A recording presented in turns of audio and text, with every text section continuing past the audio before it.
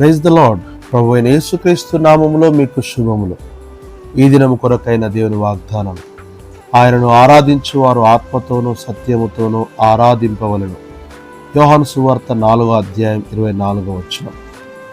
సమరయ స్త్రీ ఆరాధించు స్థలమును గూర్చి తన ఎదుట ఉన్న యేసుక్రీస్తు ప్రభువును ప్రశ్నించగా యేసు ప్రభు ఇచ్చిన జవాబే ఈ దిన వాగ్దానం. ఆరాధన అంటే పూజించుట, అనగా దేవునిపై మన హృదయములో కలిగిన భక్తి, ప్రగాఢమైన గౌరవం, ఇవి రెండు కలిగి ఉంటేనే నిజమైన ఆరాధన అనిపించబడుతుంది.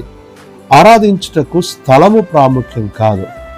ఏ చోటునైనా ఆత్మతో సత్యముతో ఆయనను ఆరాధించవచ్చు. నూతన నిబంధనలో ఆత్మ అను ఈ మాట మన అంతరంగ పురుషుని సూచించుచున్నది. దేవుని పరిశుద్ధాత్మ క్రియకు ప్రేరణ పొంది అంతరంగ పురుషుడు తన ప్రేమను, పూజ్య భావమును వెల్లడిపరచడమే నిజమైన ఆరాధన. సత్యముతో అనగా ఆయనను ఉన్నది ఉన్నట్లుగా ఏదీ కూడా కలపకుండా, అనగా అహరోను కుమారులైన నాదాబు, అబీహులు చేసినట్లు చేయక ఆయన యొక్క ఔన్నత్యమును దేవుని వాక్యములో ఉన్న రీతిగా ఎరిగి ఆరాధించడమే సత్యముతో ఆరాధించడం. మరి వాక్యమునిచ్చిన నీవు రక్షకుడైన యేసుక్రీస్తును ఎలా ఆరాధించుచున్నావు?